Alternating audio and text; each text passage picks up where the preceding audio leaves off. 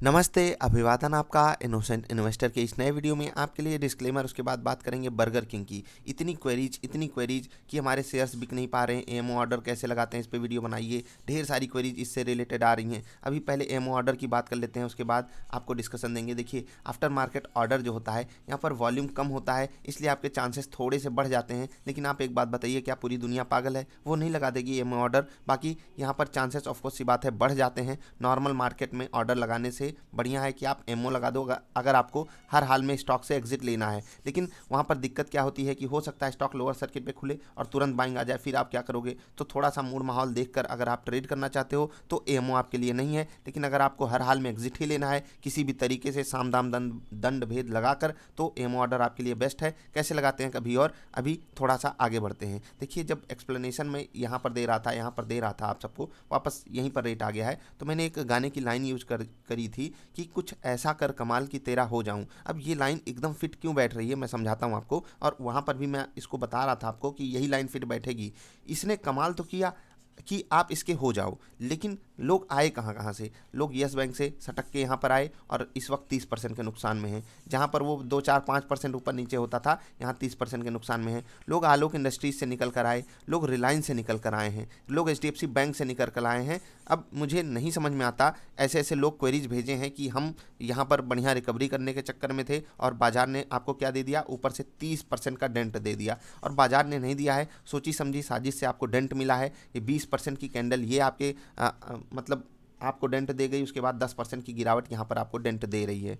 इस डेंट का एक्सप्लेनेशन करेंगे। सबसे पहले ये बता देते हैं कि शेयर्स बिक क्यों नहीं रहे हैं। उसके लिए ज़रूरी है कि आप हम वॉल्यूम की बातें समझें। देखिए, यहाँ पर अगर आप देखेंगे पूरी की पूरी वॉल्यूम जो है वो नेगेटिव साइड ही चल रही है। इसका मतलब क्या है? 50 लाख शेयर्स बिकवाली में लगे हैं। जिनको माल लेना है उनको तुरंत दे दिया जा रहा है। इवन किसी भी रेट पर लोग देने को तैयार हैं। जो भी रेट आपको चाहिए 10% की सर्किट लिमिट में, आप उस रेट में अपना ट्रांजैक्शन कर सकते हो।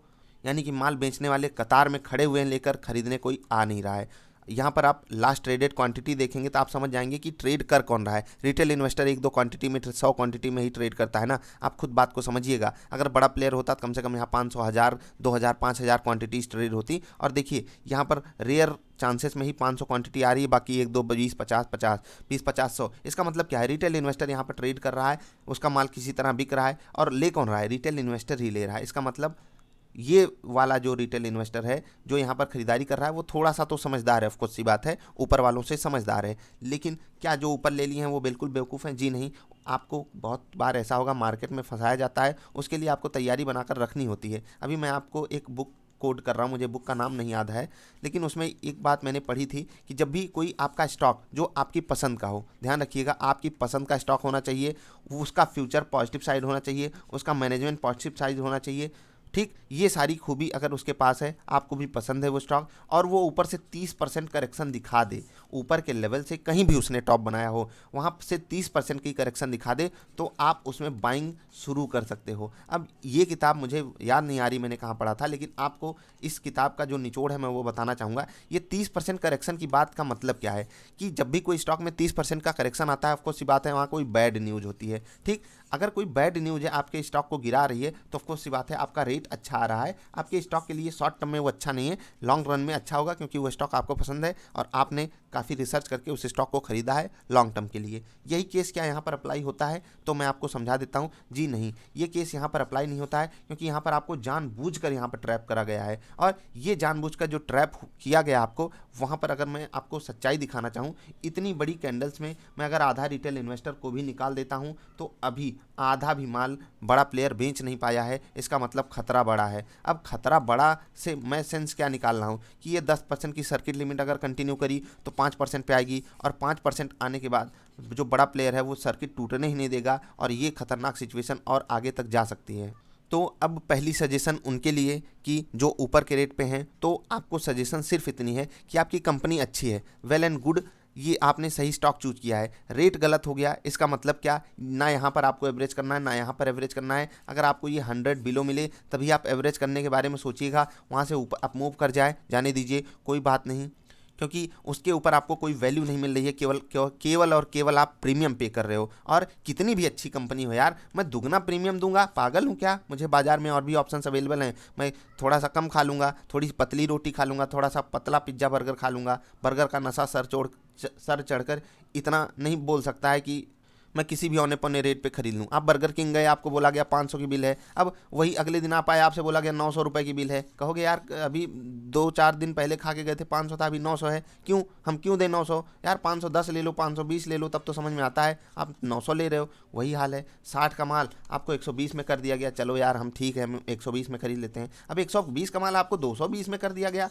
यार पागल हो क्या? सीधे माल का रेट डबल कर दे रहे हो। किस खेत की पैदाइश इसमें यूज कर दी गई है कि हम एकदम राजा ही बन जाएंगे? तो बस वही हाल है। तो थोड़ा सा आपको यहाँ पर अलर्ट हो जाने की ज़रूरत है। मैंने एवरेज करने की बात आपको समझा दी। जिनको फ्रेश बाइंग करनी है, मैंने 30% वाला रूल समझा दिया, वो हार्ड एंड फास्ट रूल था। अब आपको यहाँ पर समझना क्या है, आपको यहाँ पर ट्रैप किया गया है। ये 30% की गिरावट हमको दिख तो रही है, लेकिन असली में क्या है? असली में इसकी गिरावट तब समझ में आएगी जब ये 120 से नीचे फिसलेगा। 120 पे अगर ये सपोर्ट ले लेता है तो अच्छी बात है, क्योंकि यहाँ तक तो बड़े प्यार से गिर सकता है अकॉर्डिंग टू दिस वॉल्यूम। अब गिरे ना गिरे वो मैं नहीं बता सकता आपको। अगर गिरता है तो यहाँ तक बड़े प्यार से गिरेगा, उसके नीचे जब जाएगा तब इसका प्रीमियम कम होना चालू होगा, क्योंकि यहाँ से ऊपर तो ये हद दर्जे का महंगा है, हद दर्जे का महंगा स्टॉक है। और महंगा कैसे डिसाइड होता है, हमारी एक वीडियो है आई बटन पे, कैसे खरीदें सबसे सस्ता स्टॉक, उसको देखिएगा, आपको पता चल जाएगा कि एक स्टॉक की महंगाई कैसे डिफाइन होती है। सारी चीज़ें आप वहाँ से समझ जाओगे।